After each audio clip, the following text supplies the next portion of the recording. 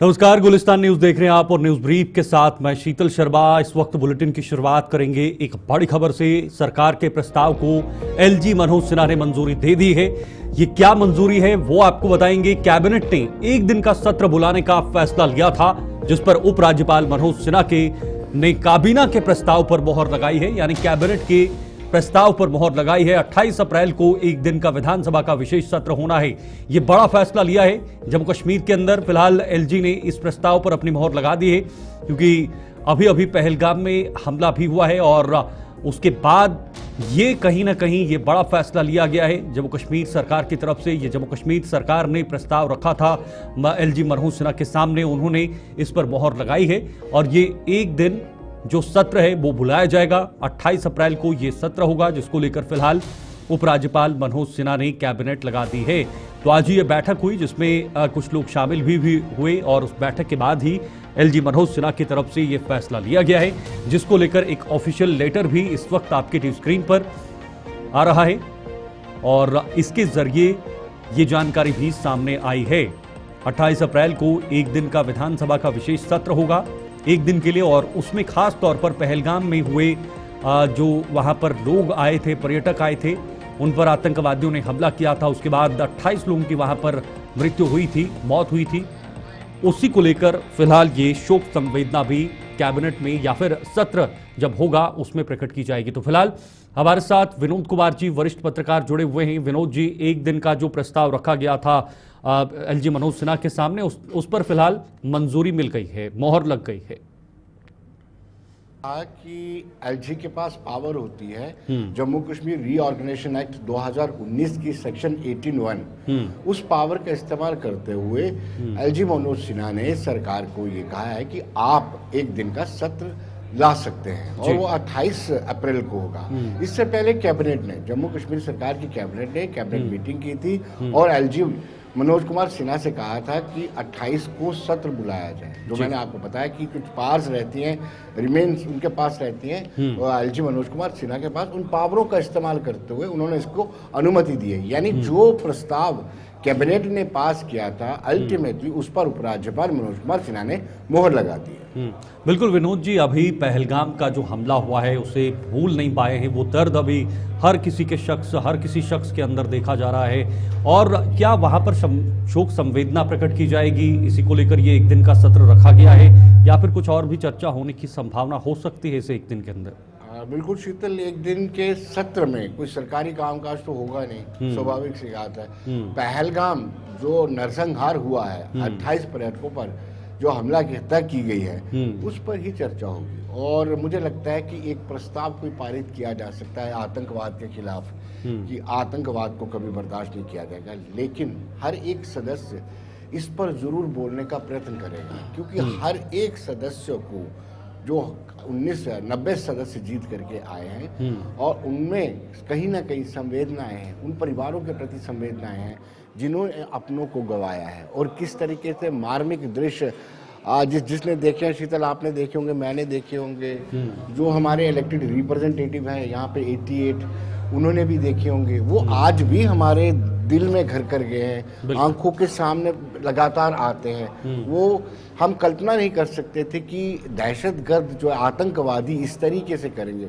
तो मुझे लगता है कि अपना दुख और संवेदनाएं व्यक्त करने के लिए एक दिन का सत्र जो बुलाया गया है, और उसमें मैंने आपको एक और बताया, कोई प्रस्ताव भी पारित किया जा सकता है। एक प्रस्ताव पारित होना चाहिए जम्मू कश्मीर की असेंबली की आतंकवाद को लेकर के, वो क्या कहते हैं। बिल्कुल विनोद जी, जिस प्रकार से ये नरसंहार हुआ है, निहत्थे लोगों को निशाना बनाया गया है, जो बाहरी राज्यों के लोग वहाँ पर पहुँचे हुए थे, ये मतलब पहली बार ऐसे जम्मू कश्मीर के इतिहास में हुआ होगा जब धर्म या नाम पूछकर या इस तरह से मारा गया हो किन्हीं बाहरी लोगों को। तो ये कुल मिलाकर आतंकवाद और पाकिस्तान की मंशा साफ दिखाता है कि वो कभी भी जम्मू कश्मीर को या फिर लोगों को नुकसान पहुंचा सकते हैं, निशाना बनाया जा सकता है।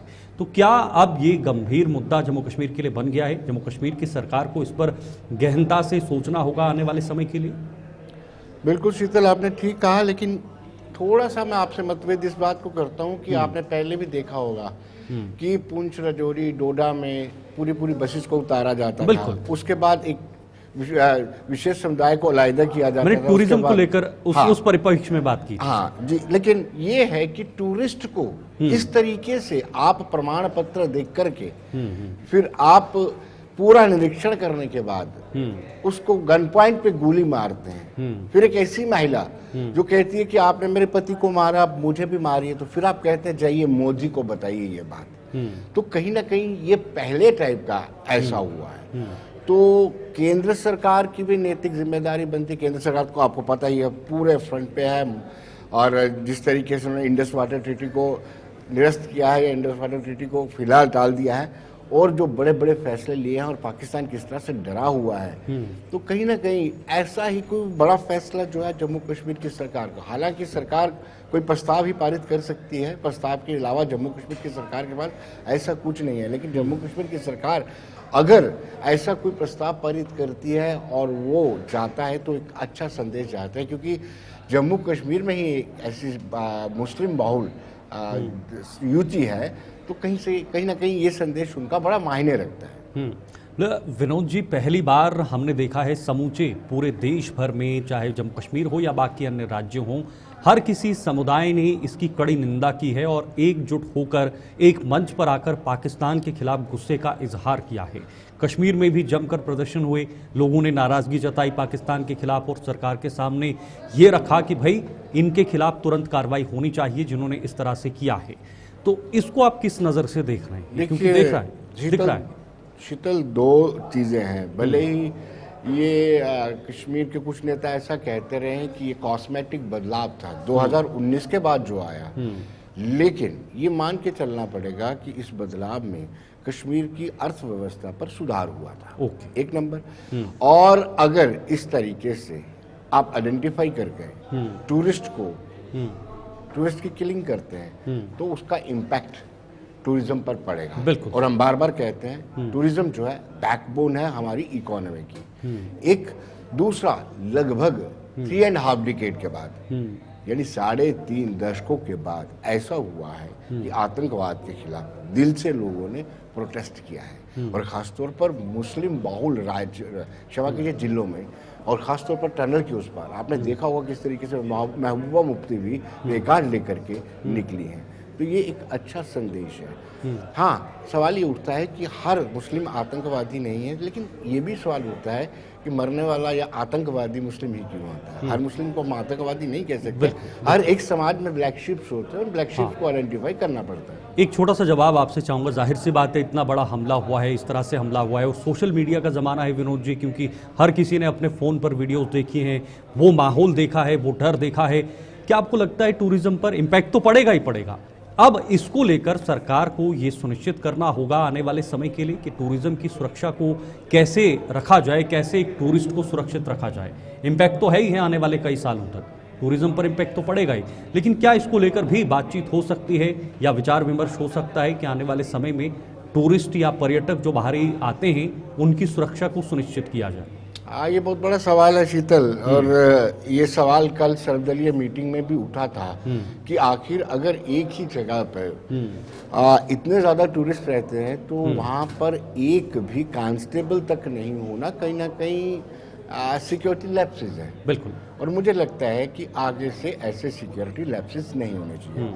दूसरा, एक शीतल एडवाइजरी जारी करते हैं जो बड़ी कंट्रीज होती हैं, यूएसए या बाकी जितनी भी कंट्रीज हैं, एटलीस्ट उसमें भी एक गलत मैसेज जाता है। इस तरह की किलिंग होने के बाद वो कंट्रीज अपना एडवाइजरी जारी कर देती हैं कि टूरिस्ट इस जगह पर ना जाएं। अब कोशिश करना चाहिए कि इस तरह की कोई एडवाइजरी ना निकले, लेकिन हर एक कंट्री अपने नागरिक की सुरक्षा के लिए प्रतिबद्ध है, और वो अगर उनको लगता है कि इनसिक्योर है ऐसी जगह तो वो जरूर एडवाइजरी जारी करेंगे। लेकिन एक सवाल जो आपका था वो बड़ा इंपॉर्टेंट था।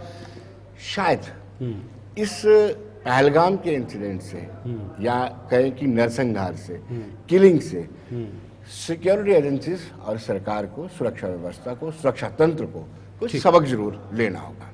ठीक है, बहुत बहुत शुक्रिया आपका विनोद जी हमारे साथ जुड़ने के लिए। बहुत इंपॉर्टेंट और बहुत बहुमूल्य बातें विनोद कुमार जी ने यहाँ पर रखी हैं, और ये बताया है कि टूरिस्ट को सुरक्षा मुहैया कराना, टूरिस्ट को सुरक्षा सुनिश्चित करवाना, ये भी सरकार का दायित्व बनता है जहाँ पर सिक्योरिटी लैप्स हुआ है। लेकिन आने वाले समय में ऐसा ना हो, इस पर भी सरकार विचार विमर्श कर सकती है।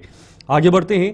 अब एक और बड़ी खबर मैं आपको जरा बताता हूं। रामनगर से इस वक्त की यह बड़ी खबर आ रही है, जहां पर धाकड़ गांव में संदिग्ध देखे जाने से सनसनी फैल गई है। पूरे इलाके में सर्च ऑपरेशन चलाया जा रहा है। घने जंगलों में संदिग्धों की तलाश हो रही है। देखिए, रामनगर से यह बड़ी खबर, जहां पर घने जंगलों में संदिग्धों की तलाश लगातार जारी है, क्योंकि वहां पर संदिग्ध देखे गए हैं। उसके बाद हड़कंप मच गया है, सनसनी मच गई है। इसी को लेकर फिलहाल वहां पर सर्च ऑपरेशन चलाया जा रहा है। ये धाकड़ गांव है जहां पर संदिग्ध देखे गए हैं। पूरे इलाके में सर्च ऑपरेशन चलाया जा रहा है और घने जंगलों में संदिग्धों की तलाश हो रही है। जो आप तस्वीरें देख रहे हैं, इन तस्वीरों से आप खुद अंदाजा लगाएंगे कि ये कितना घना जंगल है और यहां पर सर्च ऑपरेशन को चलाना कितना ज्यादा मुश्किल है। लेकिन हमेशा की तरह इस बार भी सुरक्षा बल तैनात हैं, सुरक्षा बल पूरी तरह से तैयार हैं। जम्मू कश्मीर पुलिस हो या संयुक्त रूप से ये ऑपरेशन को अंजाम दिया जा रहा है। लेकिन बड़ी बात यह है कि लगातार जो संदिग्ध हैं उन्हें देखे जाने की जो खबरें हैं वो सामने आ रही है। सनी शर्मा संवाददाता रामनगर से हमारे साथ इस वक्त इस खबर पर जुड़े हुए हैं। सनी, जल्दी से हमारे दर्शकों को ये जानकारी बताइएगा, ये कहां पर लोग देखे गए हैं, जो संदिग्ध देखे गए हैं, किन लोगों ने देखे और कैसे वहां पर जो सुरक्षा बल है वो वहां पर पहुंचे हैं? जी बिल्कुल शीतल, आपको बता दूं इस समय में उसी जगह पर हूं जहां जो है संदिग्ध जो है वो नजर आए हैं। और ये जंगल इलाका है और एक दूर दराज इलाका है। और अगर हम बात करें तो जिस घर पर ये संदिग्ध जो है वो देखे गए हैं, बताया जा रहा है कि इस घर पे जब ये पहुंचे और यहाँ पर इन्होंने जो है वो पानी मांगा और पानी मांगने के बाद यहाँ से वो भाग निकले। वहीं जब इस घर के कुछ लोगों से हमने बात की है, उनका कहना है कि 2 लोग थे और इन्होंने जो है ब्लैक कलर के कपड़े पहने थे और ब्लैक कलर के इनके पास बैग थे। और यहाँ इन्होंने जैसे वो इनके घर से भाग निकले, वहीं इन्होंने इसकी खबर पुलिस को दी और पुलिस वहीं मौके पर पहुंच गई और पुलिस ने पूरे इलाके को जो है घेर लिया और संदिग्ध की तलाश जो है वो शुरू कर दिया। सनी, ये भी बताइएगा, क्या उनके हथियार भी उनके हाथों में थे, क्या वो भी देखे गए हैं? ये जानकारी मिल पाई है? जी बिल्कुल शीतल, वही मैं आपसे बात कर रहा हूँ। वो लोग मेरे साथ ही हैं जिन्होंने संदिग्ध जो है वो देखे हैं। आप स्क्रीन बड़ी करें, मैं उनसे सीधा ही बात करूंगा क्योंकि मेरे साथ है। जी पूरी बात बताएं, क्या हुआ, कितने लोग थे और किस समय वो यहाँ पर आए? घरे आया था नी, इन्हें आख्या मेरी दीदी ने चाह पी लियो, नहीं चाह नहीं पीनी। दरजा आया ते मैं दरजा दिखे एक पैर बाहर मेरे एक अंदर पिछे हुई है, 2 बंदे पानी पीछे थे। फिर मैं कुड़ी भेजी पा रही, कुड़ी मैं दिखे कौन है, प्यो ने दिखे, प्यो दबाए हो चली गई। किस तरह के कपड़े पहने थे उन्होंने? काले काले कलर। हाँ काले। तो और क्या था उनके पास? वो फिर बैग कोई हथियार या कुछ? खाली मैं थोड़े दिखे अंदर चली थी, कुड़ी के दिखे थे। तो बिल्कुल शीतल, इनका कहना है कि जब इन्होंने और इनके साथ एक महिला थी, उन्होंने उनको देखा तो उनके पास ब्लैक कलर के जो है वो बैग थे और ब्लैक कलर के कपड़े पहने हुए थे और मुंह ढका हुआ था। और पानी पीने के बाद वहां से भाग निकले। और जैसे इन्होंने सूचना पुलिस को दी और पुलिस अभी भी इस पूरे इलाके को घेर के उनकी तलाश जो है वो कर रही है। कितने लोग थे सनी, ये कुछ आइडिया है या कुछ बता पाए हैं, कितने वहां पर लोग थे? जी बिल्कुल शीतल, इनका कहना है कि घर पर जो लोग आए थे वो 2 ही थे और उन्होंने इनसे जो है पानी मांगा और पानी मांगने के बाद वो यहाँ से भाग निकले हैं। और जैसे इन्होंने उनको यहाँ से भागते हुए देखा, इन्होंने उसकी खबर जो है पुलिस को दी और पुलिस ने पूरे इलाके को घेर कर जो है उनकी तलाश जो है वो शुरू कर दी है। जी शीतल, अब इस वक्त क्या माहौल है आम लोगों में, खास तौर पर वहां पर, क्योंकि संदिग्ध देखे गए हैं तो जाहिर सी बात है ये खबर अब आसपास के इलाकों में भी फैल गई होगी और इसमें सुरक्षा बलों को पूरी मदद मिले, पूरी हेल्प मिले और जल्द से जल्द उन संदिग्धों तक पहुंचा जाए, इसको लेकर क्या माहौल है? जी बिल्कुल शीतल, इस इलाके में एक डर का माहौल है। ज्यादातर उस घर में डर है जिस घर में संदिग्ध जो हैं वो आए थे। और अगर हम बात करें तो पुलिस के साथ बीडीजी जो है वो भी इस इलाके में जो है सर्च करते हुए नजर आ रही है। क्योंकि अगर हम बात करें जहां पर ये संदिग्ध जो है वो देखे गए हैं उसके साथ का जो इलाका है वो घने जंगल है। और अक्सर आप देखते हैं कि आतंकी जो है घने जंगल का सहारा लेकर छुपे रहते हैं और वही इस इलाके में भी देखा गया है। जी, तो क्या जिस इलाके में ये संदिग्ध देखे गए हैं वहां पर कम ही घर हैं, यहाँ पर कम ही आबादी है? जी शीतल, अगर इस इलाके की बात करें तो दूर दूर जो है वो घर हैं लोगों के, पर अगर इस घर की बात करें तो इस घर के कुछ ही दूरी पर जो है एक घना जंगल है, और जिस तरह से बताया जा रहा है ये संदिग्ध जो है उसी घने जंगल की तरफ जो है भाग निकले हैं। जी ये भी जरा बताइएगा सनी, क्योंकि जरूरी है दर्शकों तक ये बात पहुंचे। समय क्या था उस वक्त जब वो देखे गए थे, और उसके कितने समय के बाद वहां पर पुलिस और सुरक्षा बल पहुंची है? टाइम के साथ टाइम अभी एक लगभग 1 से 1:30 बजे का समय था जब वो संदिग्ध जो है वो देखे गए, और एक दूर दराज इलाका है, और अगर हम बात करें तो सिक्योरिटी फोर्सेज, जैसा ही सिक्योरिटी फोर्सेज की इसको जानकारी मिली, सिक्योरिटी फोर्सेज की तरफ से पूरे इलाके को जो है घेर लिया गया, और अगर हम बात करें तो बड़े पैमाने पर संदिग्ध की तलाश जारी है। ठीक है, बहुत बहुत शुक्रिया आपका सनी, ये जानकारी साझा करने के लिए। सनी शर्मा हमारे साथ जुड़े हुए थे, जो इस वक्त जानकारी दे रहे थे। हालांकि अभी वहां पर सर्च ऑपरेशन चल रहा है और ज़्यादा जानकारी हम आपको नहीं दे पाएंगे, क्योंकि अभी पूरी जानकारी जब आएगी उसके बाद ही हम आपके सामने जानकारी साझा करेंगे। लेकिन बड़ी बात तो ये है कि सनी शर्मा वहां पर डटे हुए हैं, और जैसे ही वहां पर वो संदिग्ध देखे गए उसके बाद तुरंत पुलिस को सूचना दी गई। पुलिस वहां पर पहुंची, संयुक्त रूप से सुरक्षा बल भी वहां पर पहुंचे, और साथ साथ जो वीडीजीज हैं वो भी वहां पर इस सर्च ऑपरेशन को अंजाम दे रहे हैं, ताकि जो भी संदिग्ध यहां पर देखे गए हैं, किसी घर में पानी लेने के लिए पहुंचे थे, उन्हें जल्द से जल्द ढूंढा जाए और उन्हें देखा जाए कि आखिर वो लोग हैं कौन और कहां की तरफ वो जाना चाहते हैं। आगे बढ़ते हैं, एक और बड़ी खबर इस वक्त आपको बताएंगे। उधमपुर से इस वक्त की यह बड़ी खबर आ रही है, जहां पर बसंतगढ़ में सुरक्षा बलों के ऑपरेशन में तेजी ला गई है। बड़े पैमाने पर यह सर्च ऑपरेशन चलाया जा रहा है, वहां पर भी तलाशी अभियान जारी है और जंगल से रुक रुक कर गोलीबारी भी आतंकी कर रहे हैं। देखिए, उधमपुर के बसंतगढ़ में भी कल से ही ये सर्च ऑपरेशन जारी है। कल मुठभेड़ भी हुई थी, लेकिन उसके बाद लगातार इन आतंकियों को सर्च किया जा रहा है, और यह भी बताया जा रहा है कि रुक रुक कर आतंकियों की तरफ से भी फायरिंग हो रही है। हम बार बार आपके सामने यही जिक्र कर रहे हैं कि बहुत घने इलाके हैं, बहुत घने जंगल हैं, ऊंचे पहाड़ हैं, और सुरक्षा बलों के लिए बहुत बड़ी चुनौती है उन इलाकों तक पहुंचना, क्योंकि इन इलाकों का जो स्ट्रेच है वो भी ज्यादा है, ऊंचे पहाड़ हैं। इन्हीं पहाड़ियों का या गुफाओं का फायदा वहां पर आतंकी उठाते हैं और वो भागने में कामयाब रहते हैं। तो वहां पर हेलीकॉप्टर्स का इस्तेमाल भी किया जा रहा है, लेकिन उसके बाद भी क्योंकि घने जंगल है तो उस वजह से उन आतंकियों को ढूंढना भी मुश्किल हो जाता है। सेना तैयार है और हर किसी चुनौती को निपटने के लिए वहां पर सुरक्षा बल के जवान इस वक्त पहुंचे हुए हैं। जम्मू कश्मीर पुलिस भी है, अधिकारियों की नजर वहां पर बनी हुई है। एक तरफ आज बांडीपुरा में भी एक आतंकी को मार गिराया है। सेना के प्रमुख भी जम्मू कश्मीर के दौरे पर ही हैं, उन्होंने भी ये पूरी जानकारी ली है। किशोर शर्मा उधमपुर से हमारे संवाददाता हमारे साथ ज्वाइन हुए हैं, लाइव हैं। किशोर, आप स्पॉट पर हैं, कल भी थे, आज भी हैं, क्या जानकारी है जरा दर्शकों को विस्तार से बताइएगा किशोर। देखिए शीतल, आज दूसरा दिन है और दूसरे दिन भी आज डुड्डू और जो बसंतगढ़ का इलाका है, इस इलाके के अंदर जो सर्च ऑपरेशन है वो बड़े पैमाने पर चलाया जा रहा है। जिस तरह से हमने सुबह सुबह देखा कि यहाँ पे अभी भी जो है वो रुक रुक के फायरिंग इस इलाके के अंदर हो रही है, लेकिन जो डीआईजी उधमपुर रियासी रेंज है तो उनकी तरफ से भी पूरी तरह से इस जंगलों में ये कल से ही चलाया जा रहा है कि जो ये घने जंगल है, जंगल का इलाका है, इस जंगल में हमने ये साफ तौर पर देखा कि कई दिन से लगातार इस इलाके के अंदर जो सर्च ऑपरेशन था वो बड़े पैमाने पर चलाया जा रहा था। और कल आपने साफ तौर पर देखा कि किस तरह से 6 पैरे के जो जवान हैं वो शहीद हो जाते हैं, और उसके बाद जो थे वो इस इलाके के अंदर जो है वो सर्च ऑपरेशन को जो है वो बड़े पैमाने पर चलाया जाता है। लेकिन अभी सुबह से हम ये देख रहे हैं कि जो एसएसपी उधमपुर है तो उनकी तरफ से जो है वो इन जंगलों को पूरी तरह से जो ड्रोन का सहारा लिया जा रहा है, हेलीकॉप्टर का सहारा लिया जा रहा है कि जल्द से जल्द ये स्पष्ट किया जा रहा है कि जो 2 से 3 आतंकी इस इलाके के अंदर छिपे हैं उनको जो है वो जल्द से जल्द ढेर किया जाए। लेकिन दूसरी तरफ हमने ये भी देखा कि कल रात के समय यहाँ पे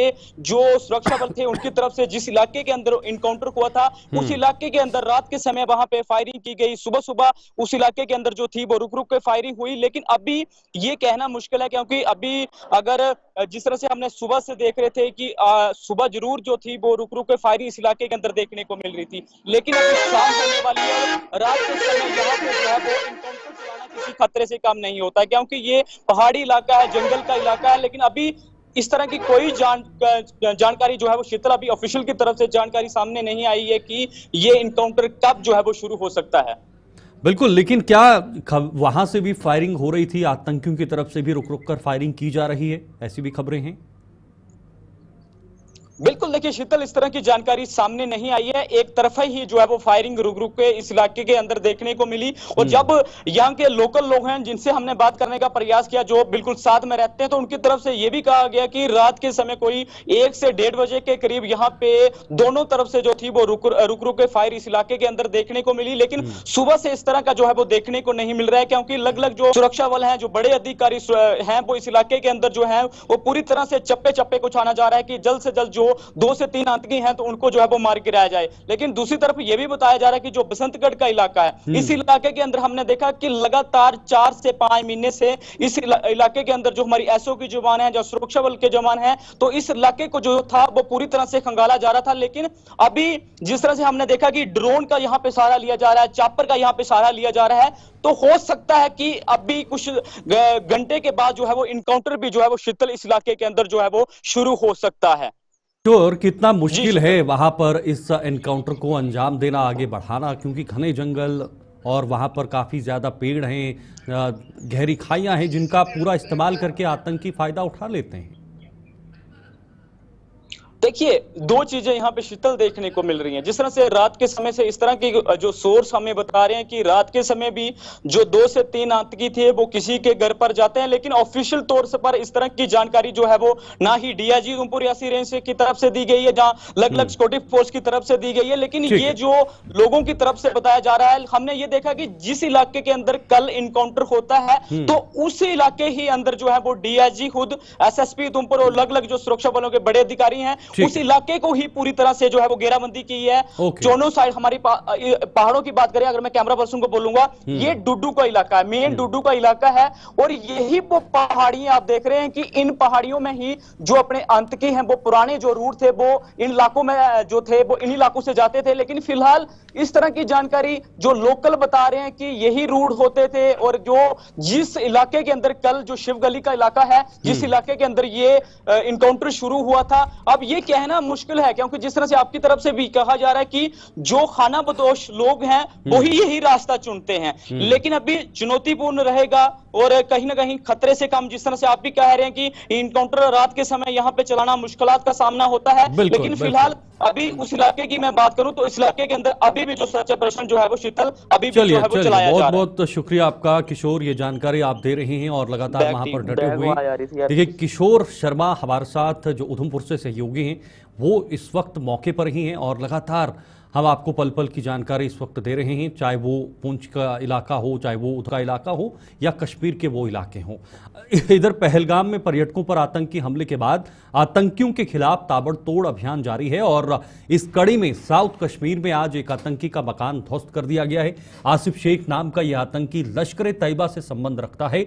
सुरक्षा बलों ने त्राल इलाके में बने उसके मकान को आईडी से उड़ा दिया है।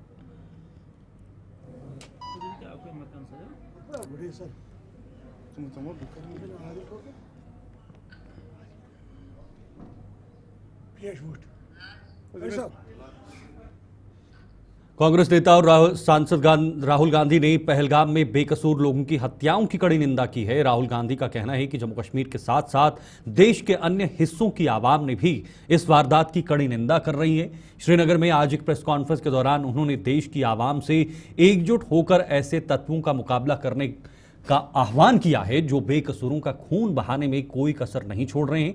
राहुल गांधी ने कहा कि विपक्षी दल भी सरकार के साथ है और वो जो भी फैसला लेगी वो ही होगा। It's been a terrible tragedy and I came here to get a sense of what is going on and to help.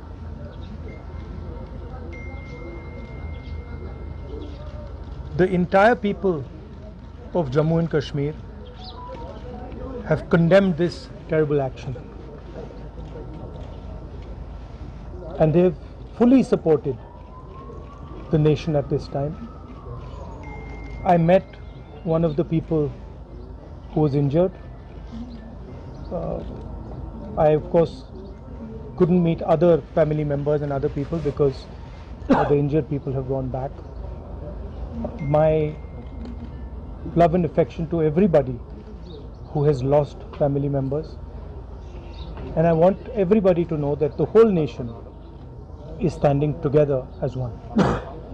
We had a meeting yesterday with the government, and the united opposition condemned this action and said that we are there to support whatever action the government wants to take. The idea behind what has happened is to divide society, is to make brother fight brother. And it is very important that every single Indian stands united, stands together, so that we can defeat what the terrorists were trying to do.